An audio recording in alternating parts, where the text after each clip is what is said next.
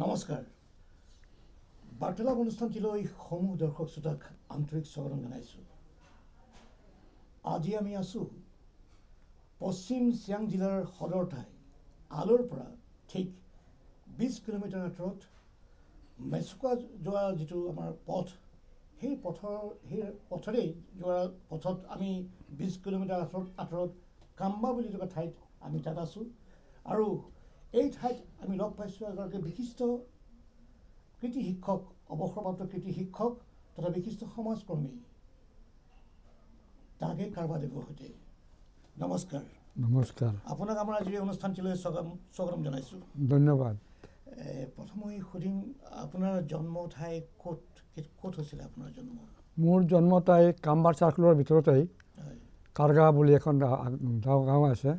সেইখনতে জন্ম হৈছিলে। এতিয়া মই এটা কথা জানিব বিচাৰোঁ, আপুনি তাগে কাৰগা, আপোনাৰ জন্ম ঠাই কৈছে কাৰগা, এই কাৰগা উপাধিটো কি সেই কাৰগা এই অঞ্চলৰ পৰা হোৱাৰ কাৰণে আহিছে নেকি? কাৰগা বুলি এটা উপজাতি আছে, আচ্ছা, সেই উপজাতিসকলৰ পৰা আহিছোঁ। আৰু তাগে আপোনাৰ নামটো আৰু বেলেগো নাম? তাগেটো দেউতাৰ পৰা, আমাৰ মোৰ দেউতাৰ নাম আছিলে পাকতুম, পাকতুমৰ পৰা তুমগে। আচ্ছা, আচলতে মা বাপেকে তুমগে কয় আৰু সমাজে তাগে কয়। আমাৰ এনে দুটা নাম থাকে, এনেকুৱা দুটা নাম থাকে। এটা সামাজিক নাম, এটা গৰুৱা নাম তুমগে, আৰু আচল হেৰিত ৰাইজে তাগে বুলি কয়। দৰ্শকসকলে এটা কথা গম পাইছে, এই অঞ্চলটো আমাৰ গালো বসতি প্ৰধান অঞ্চল নহয় হয়, আৰু আপোনালোকৰ প্ৰথাটো অলপ বেলেগ ধৰণৰ। আপুনি ক'লে যে ঘৰুৱা নাম এটা বেলেগ, তুংগে বুলি ঘৰত মাতে, আৰু তাগে বুলি আমাৰ সামাজিক যিটো তেখেতৰ নাম, সমাজে তেখেতক তাগে বুলি মাতে। আৰু তেখেতে এটা কাৰোবাৰ যিটো উপাধি, তেওঁৰ উপজাতি এটা আছে, গাঁওখন সেই উপজাতিটোৰ পৰা তেখেতৰ সেই নামটো আহিছে বুলি কৈছে। এইটো এটা খুব ভাল লগা কথা আৰু এটা বেলেগ ধৰণৰ কথা। আচল কথা অৰুণাচল প্ৰদেশৰ এইটো গালো সমাজৰ এইটো এটা বেলেগ প্ৰথা তেখেতসকলৰ আছে। দৰ্শকসকলে যিসকলে চাই আছে আজি আমাৰ এনে অনুষ্ঠানটো, তেখেতসকলৰ নামাকৰণো দুই ধৰণে হয়, এটা ঘৰুৱা নাম, এটা সামাজিক নাম। আৰু তেখেতৰ গাঁওখন যিখন গাঁও সেইখন তেওঁলোকৰ উপজাতি আচলতে কাৰগা, সেই কাৰগা উপজাতিৰ পৰা সেই গাঁওখনো কাৰগা বুলি কয়, বেলেগ গাঁওখনৰ নাম, আৰু তেখেতৰ উপাধিটো তাৰ পৰা আহিছে। এতিয়া আপোনাক জানিব বিচাৰে, আপোনাৰ শিক্ষা গ্ৰহণ আপুনি ক'ত কৰিছে? মোৰ শিক্ষা গ্ৰহণ এই কাম্বাৰ পৰা আৰম্ভ হৈছে। তাৰপাছত আলত মানে হেৰিত ক্লাছ 4 চতুৰ্থ মানৰ পৰা 10ম মানলৈ আলঙত পঢ়িছিলোঁ।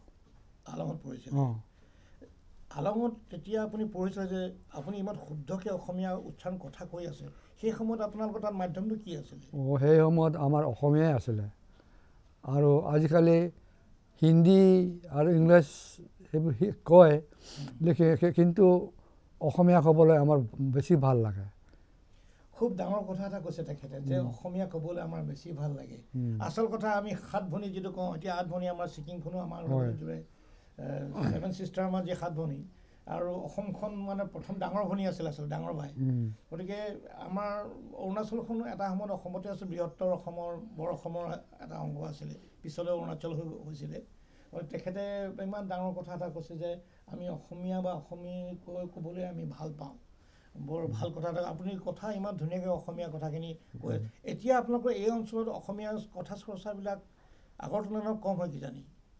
আজিকালি অসমীয়া কোৱা মানুহ বহুত কমটি, এতিয়া হিন্দী আৰু ইংলিছতে কয়। এতিয়া আৰু উপায় নাই, এতিয়া হিন্দীতে বেছি চলে না ইয়াত। এতিয়া আমিহে মাত্ৰ কেইটামান বুঢ়াবিলাকে অসমীয়া ক'ব পাৰোঁ।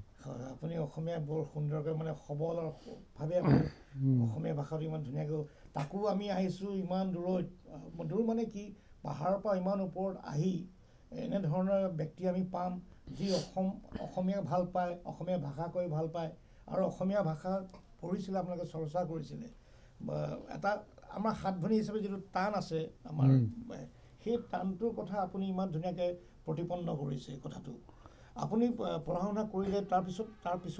চোৱাটো কওকচোন, ক'ত কি কৰিলে তাৰপিছত? তাৰপাছত মই এই শিক্ষকতাৰ কাৰণে দৰখাস্ত লিখিলোঁ সেই সময়ৰ মানে কোনো হেৰি নাই দিগদাৰী নাই আজিকালিৰ নিচিনা ইণ্টাৰভিউ ল'ব লাগে কিবা কৰিব লাগে এনেকুৱা নাই বাছ চাহাব আহিলে এই স্কুলৰ ডাইৰেক্টৰ আছিলে না ডাইৰেক্টৰ আহিলে ছাৰ মোৰ অলপ দিগদাৰী হৈছে মই চাকৰি কৰিম হ'ব হৈ যাব লিখিলে এপ্লিকেশ্যন এখন লিখিবি এপ্লিকেশ্যন লিখি দিলোঁ দিয়ে বাছ পালোঁ চাকৰি তাৰ তেতিয়া মই ক্লাছ 9ত আছিলোঁ তেতিয়া 9ত থাকোঁতেই তেতিয়া আমাৰ এজন হেৰি গোহাঁই বৰগোহাঁই বুলি এজন এয়াই আহিলে এডুকেশ্যন ইনস্পেক্টৰ আৰু এখেতৰ মিছেছ টিচাৰ স্কুলত লগ পালোঁ মোক ক'লে তুমিতো ক্লাছ 10টো যেনে তেনে পাছ কৰিব লাগিব নহ'লে তোমাৰ এই হেৰিটো চাকৰিটো একো কামত নহ'ব ক্লাছ 10 পাছ কৰিবই লাগিব বাইদেউজনী বুঢ়াই দিলে তেতিয়া মই ভাবিলোঁ সঁচা কথা বুলি পেলাই মই চাকৰি এৰিলোঁ 3 মাহৰ কাৰণে আকৌ পঢ়িবলৈ গ'লোঁ পঢ়ি তেতিয়া মেট্ৰিকটো তেতিয়া দিবলৈ পাইছোঁ এই বাইদেউজনী মোৰ এতিয়াও মনত আছে ইমান ভাল আছিলে বহুত ধুনীয়া অসমীয়া মানে এনেকুৱা মাৰ নিচিনা আমাক ব্যৱহাৰ কৰিছিলে এতিয়াও কিজানি যিয়ে আছেনে নাই ক'ব নোৱাৰি বাইদেউজনী আমাৰ গোহাঁই তেওঁতো মৰিলে সেইটো গম পালোঁ ল'ৰা ছোৱালীবোৰ আছে নামবোৰ মই পাহৰি পেলাইছোঁ ঠিক আছে তাৰপিছত আপুনি আকৌ মেট্ৰিক পাছ কৰাৰ পিছত আকৌ আপুনি কি কৰিলে আকৌ সোমালোঁ আকৌ স্কুলত আকৌ এপ্লিকেশ্যন লিখি পেলাই আকৌ টিচাৰত সোমালোঁ তেতিয়াৰ পৰা ডাইৰেক্ট ইয়াতে আছোঁ তাৰপাছত মই ক্লাছ 10 পাছ কৰিলোঁ ক্লাছ 10 পাছ কৰি পেলাই মই চাকৰিতে সোমাই মানে বিয়া বাৰু কৰিলোঁ আৰু তেতিয়া আৰু হেৰি কৰিব নাই আৰু চিন্তা কৰিবলৈ নাই মাক মাত্ৰ এজনী দেউতাটো আগতে মৰিলে মোৰ সৰুতে মই যেতিয়া জন্ম হৈছে তেতিয়া 5 দিনৰ দিনাই দেউতাক মৰিলে তেনেকুৱা মা কৰিছে জন্মদিনৰ 5 দিনৰ পিছতে আপোনাৰ দেউতা মানে পৰলোক গমন কৰিছে তাৰপাছত চাকৰি কৰি বিয়া বাৰু কৰিলোঁ বিয়া বাৰু কৰি পেলাই আৰু ল'ৰা ছোৱালী জন্ম হ'ল তাৰপাছত আছোঁ আৰু 43 বছৰ চাকৰিতে চাকৰি জীৱন আপোনাৰ 43 বছৰ তাৰপাছত বাজতে গৈ মোক গভৰ্ণৰ এৱাৰ্ডো দিলে এৱাৰ্ডো দিছিলে মোক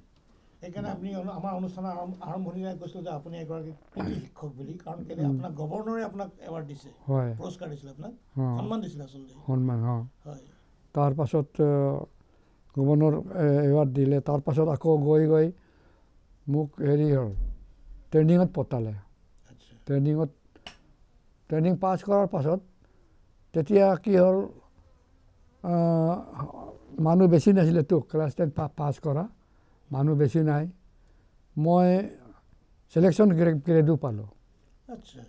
চিলেকশ্যন গ্ৰেড মানে স্পেচিয়েল টিচাৰসকলক দিয়েগৈ এই চিলেকশ্যন গ্ৰেড পালোঁ তেতিয়া মোৰ দৰমহাও অলপ বেছি বাঢ়িলে মানে 1000 আৰম্ভণিটো 150 তাৰপাছত চিলেকশ্যন হোৱাৰ পাছত 1000 বেছি হ'ল 1500মান টকা হৈছিলে মই এনেই সুধিছোঁ তেতিয়াৰ দিনৰ সেই 1500 টকা আজিৰ তাৰিখত এইটো কিমান বহুত টকা তথাপি মোৰ ল'ৰা ছোৱালী লাহে লাহে বাঢ়ি আছিলে না সিহঁতক মই পঢ়াই সেই টকা পইচাবোৰ তাতে গ'ল ল'ৰা ছোৱালীবোৰ এতিয়াও ভালে আছে আৰু সিহঁতক মানে এজন ডাঙৰটো হেৰি এক্সিকিউটিভ ইঞ্জিনিয়াৰ এতিয়া ইটানগৰত আছে তাৰপাছত ছেকেণ্ডটো ল'ৰাটো এতিয়া লেকচাৰাৰ ইয়াতে মানে কামবাঙতে আছে তাৰতো এঘাৰজন তাৰপৰতো এতিয়া সি আকৌ অলপ পঢ়া শুনাত অলপ গাধা আছিলে গাধা তথাপি যেনে তেনে পুলিচত সোমাই দিলোঁ পুলিচ ড্ৰাইভাৰ আৰু ছোৱালী দুজনী ডাঙৰ দুজনী হেৰি হ'ল টিচাৰ হৈ আছে এতিয়া দুজনী ইটানগৰতে আছে আপোনাৰ মানে শিপাডাল আপোনাৰ ছোৱালী দুজনীয়ে কঢ়িয়াই লৈ গৈছে মানে শিক্ষকতাৰ যিডাল শিপা হয় আপুনি যিডাল ৰোপণ কৰিছিলে সেই শিক্ষকতাৰ মানে শিপাডাল আপোনাৰ ছোৱালীজনীয়ে এতিয়াও লৈ গৈ আছে তেওঁলোক দুয়োগৰাকী শিক্ষয়িত্ৰী হয় এনেকুৱা লাগিছে আপুনি চাকৰি কেতিয়া আৰম্ভ কৰিছিলে চাকৰিটো 1964 চন তেতিয়া 70 বছৰ বয়সত আপোনাৰ 1947তে আপোনাৰ জন্মচনটো মন আছেনে জন্মটো লিখা মতে 1947 লিখা আছে এটা ডাঙৰ কথা আমাৰ ভাৰতবৰ্ষৰ যিটো বৰ্ষত আমি স্বাধীনতা লাভ কৰিছিলোঁ সেইটো বৰ্ষতে আপোনাৰ জন্ম হৈছিলে তেতিয়া হৈছে মাহটো মনত আছেনে কোনটো মাহত হৈছিলে নাই 1947 চনত আপোনাৰ জন্ম হৈছিলে অৰ্থাৎ আপোনাৰ এতিয়া আজি তাৰিখত বয়স 1947 ন মানে এতিয়া 50 এইপিনে 25 75 প্লাছ এইপিনে 3 প্ৰায় 78 বছৰমান হৈছে আপোনাৰ অৰ্থাৎ আপুনি চাকৰি অৱসৰ গ্ৰহণ কৰা প্ৰায় 18 বছৰ বা 16-17-18 এনেকুৱা ভিতৰত আপোনাৰ কাৰণ 60 বছৰে ৰিটায়াৰমেণ্ট এজ নহয় জানো সেই হিচাপ 60 বছৰতে হয় সেইটো হিচাপ কৰি পেলাই মই কৈছোঁ যে প্ৰায় 17 বছৰমান আগতে আপুনি অৱসৰ গ্ৰহণ কৰিছিলে মই এনেই এটা কথা কওঁ আমি সাধাৰণতে আমি ভাবিব নোৱাৰোঁ যে পাহাৰৰ ইমান ওপৰলৈ আহি এনেকুৱা এটা ঠাইতো আমাৰ এনেকুৱা এগৰাকী ব্যক্তিক লগ পাম যি অসম আৰু অসমীয়া মানুহক ভাল পায় অসমীয়া ভাষাক ভাল পায় বা আমাৰ সাত ভনীৰ যিটো এনাজৰীডাল সেই মানে আপোনাৰ দৰে লোকসকলে আচল কথা আমাৰ গোটেই সম্পৰ্কটো মানে নিকটকটীয়া কৰি ৰাখিছে এতিয়া সাত ভনীৰ বন্ধন আমাৰ যিটো বান্ধোন আৰু বন্ধন এইটো আজি তাৰিখতো অটুট থাকিব লাগে আমি মিলিজুলি থাকিব লাগিব আমি ইজনে সিজনক বুজিব লাগিব অকল আমি 7 চিষ্টাৰ বুলি কৈ থাকিলেও নহ'ব আমি হাতে কামে আমি আমাৰ 7 চিষ্টাৰ ভাতৃত্ববোধৰ যিটো এনাজৰীডাল মিলা প্ৰীতি সম্প্ৰীতিৰ যিডাল এনাজৰীডাল আমাৰ সমন্বয়ৰ যিডাল এনাজৰীডাল সেইডাল আমি সুদৃঢ় আৰু নিকটকটীয়া কৰি ৰাখিব লাগিব আপুনি এগৰাকী ইমান যথেষ্ট অভিজ্ঞ ব্যক্তি আগতে আচলতে আমাৰ শিক্ষকসকলেই অসমীয়া আছিলে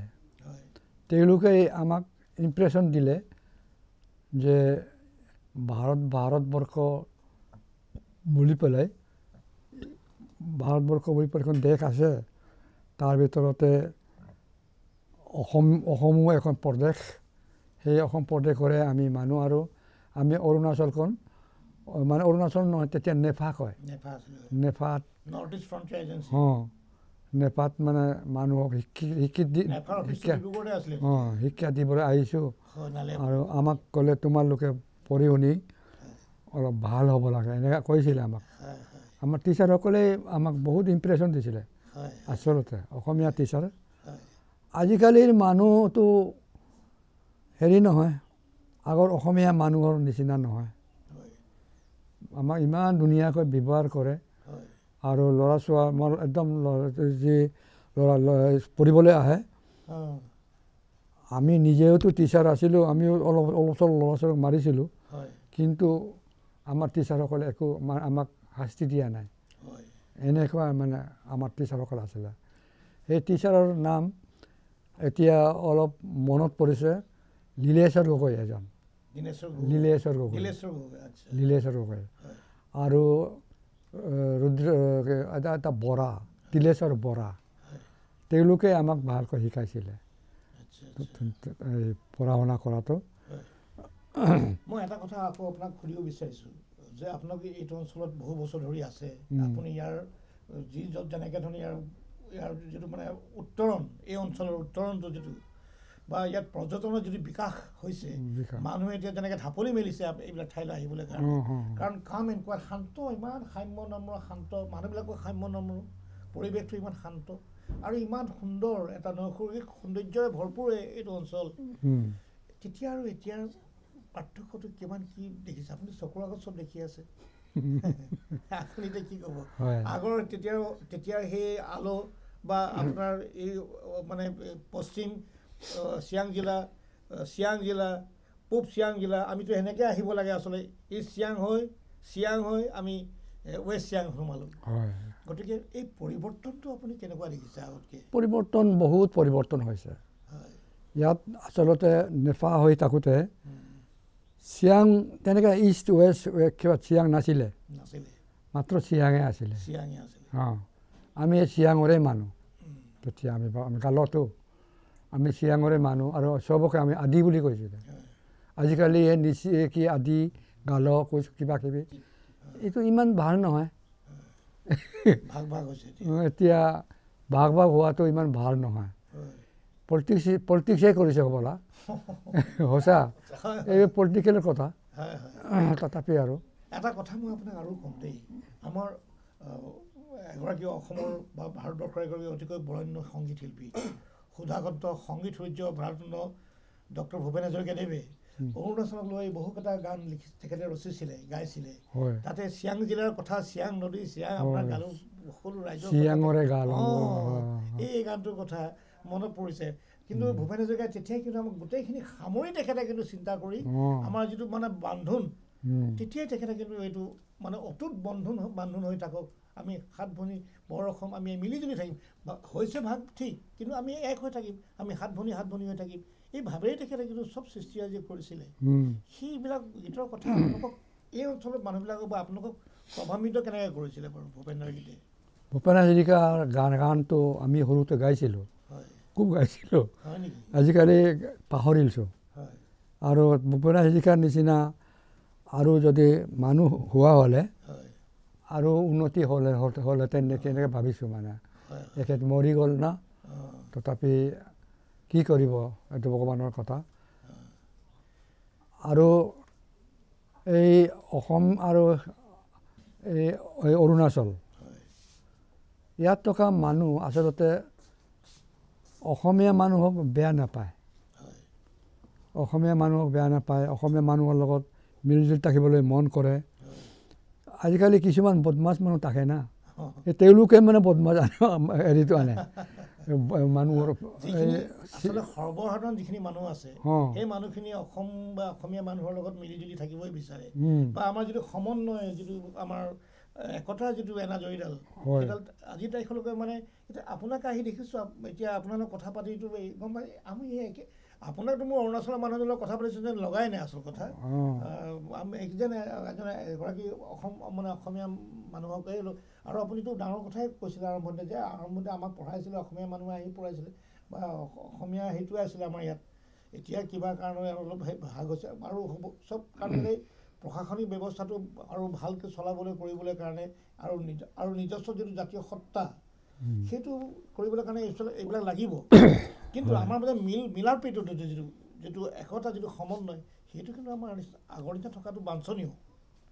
আৰু আপোনাক এটা কথা এনে এইটো ওপৰৰ কথা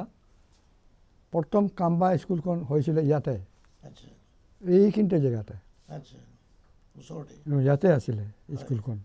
ইয়াৰ পৰা তাত গুচি গ'ল এনেকুৱা এতিয়া আপোনাৰ পৰিয়ালৰ লোকসকলে আপোনাৰ বোৱাৰীয়ে ইয়াত আপোনাৰ ইমান ধুনীয়া হোমষ্টে খুলিছে বা বাকীসকলেও বহুত কিবা কিবি কাম কৰিছে আপোনাৰ বোৱাৰীগৰাকীও যথেষ্ট উদ্যমী বোৱাৰী তাই ইমান শিক্ষিত বোৱাৰী গ'ল্ড মেডেলিষ্ট তেখেতেও ইমানখিনি কাম কৰিছে আপুনি এইবিলাক কাম বা আহি থকা দিনটোত আপুনি এই অঞ্চল আৰু আগলৈ কিমান আগবাঢ়ি যাব আপুনি কি ভাবে বাৰু মই ভাবিছোঁ সপোনৰ মানে যিখন কাম্বা বা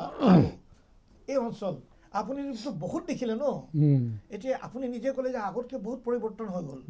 আৰু আগলৈ কি পৰিৱৰ্তন আপুনি দেখিছে আৰু আপোনাৰ মনৰ পৰা কি বিচাৰিছে আচলতে পৰিৱৰ্তনৰ ভিতৰত ধন্যবাদ আপুনি এই কথা সোধাৰ কাৰণে আৰু আমাক বহুত উন্নতি লাগে আৰু এইখন জেগা অথনি কৈছোঁ ইয়াতে স্কুল আছিলে ইয়াৰ পৰা আকৌ তাতে গুচি গ'ল তো পৰিৱৰ্তনৰ ভিতৰত এইখনত এনেকুৱা পৰিৱৰ্তন মানে উন্নতি হ'ব বুলি আমি আশা কৰা নাই আৰু ইয়াত ভৱিষ্যতে এইখন মল্লে এই জেগাতে ডাঙৰ গাঁও এখন হ'ব। ইয়াত বহুত ডাঙৰ গাঁও হ'ব, বহুত মানুহ আছে ইয়াতে, আপোনালোকে ভালকৈ দেখা নাই। ইয়াত উন্নতি হ'ব আৰু সেইকাৰণে আমাৰ মানুহসকলে মানে এই সেইটো কথাও চিন্তা কৰিব লাগে। আৰু আপুনি অথনি ক'লে যে মোৰ বোৱাৰীটো ভাল বুলি ক'লে, বোৱাৰীজনী মোৰ ভাগ্য ভাল, বোৱাৰীজনী এনেকুৱা বোৱাৰীও পাইছোঁ। আৰু মোৰ বোৱাৰী কেইবাজনীও আছে, কেইবাজনীও আছে। চবেই এনেকুৱা অলপ কৰে মানে আপোনাৰ উৎসাহজনক, আৰু সিহঁতে সমাজৰ কাৰণেও ভাবে আৰু নিজৰ উন্নতিৰ কাৰণেও ভাবে। উন্নতিৰ লগতে মানে তাত তেওঁলোকৰ সামাজিক দায়বদ্ধতা থকা দেখিছোঁ আৰু সমাজৰ প্ৰতি উৎসৰ্গিত হয় তেখেত। তেনেকুৱাই ঠিক আছে। আৰু মোৰ ল'ৰা ছোৱালী 4টা আছে, সিহঁতেতো মোক নেৰে আৰু মই আজিকালি আমনিয়ে পাইছোঁ।